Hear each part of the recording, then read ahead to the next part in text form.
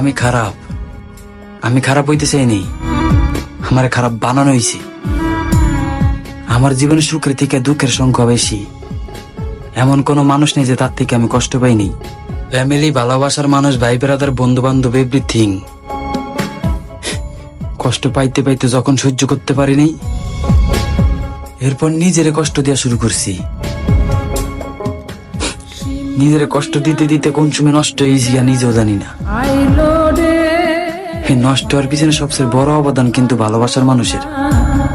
এরা হাতে মারে না, ভাতে মারে ভাইয়া, কথায় মারে, পয়েন্টে পয়েন্টে।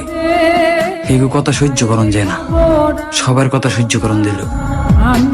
এরা বুঝবো না, এরা বুঝবো।